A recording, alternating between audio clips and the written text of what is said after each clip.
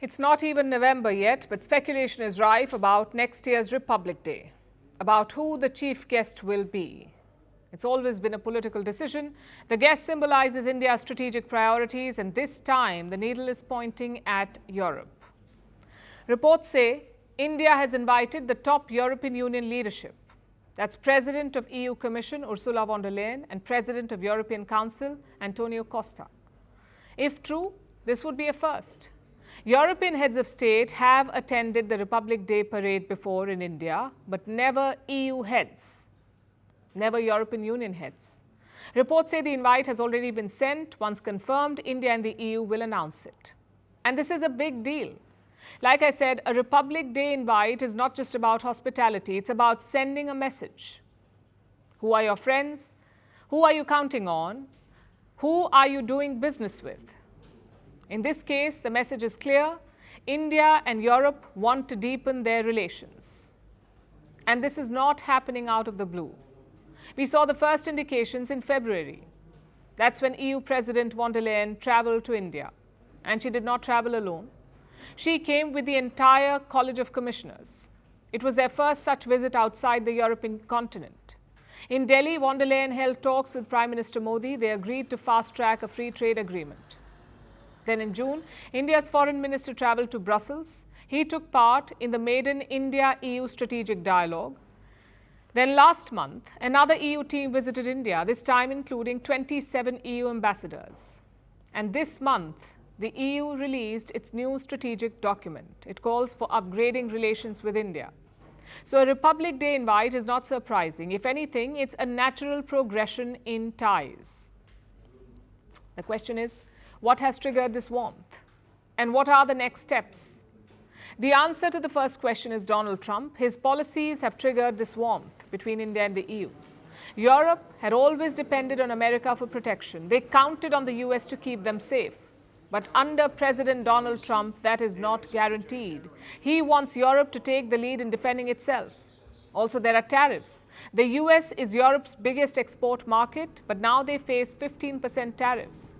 So Brussels is looking for alternatives, both for trade and for political support. On India's side, there are similar concerns. Trump has imposed 50% tariffs on Indian exports, 50% tariffs. He's also warming up to India's rival Pakistan. But the European Union is not doing that. Yes, they have urged India to rethink its oil purchases. At times, they have criticized New Delhi too. But sanctions? Well, Europe has not gone that far, which is why New Delhi and Brussels are ganging up. They feel their common interests outweigh their differences. Now to the second question. What are the next steps? All eyes are on the free trade deal now. India's Commerce Minister was in Brussels this week. He says half of the draft chapters have been completed. We have agreed to close 10 out of 20 chapters. Another 4 or 5 chapters have in principle been broadly decided. The Trade Minister visits India maybe end of November or sometime in December, as we discussed. We should be in a position to make significant and substantial progress towards closure.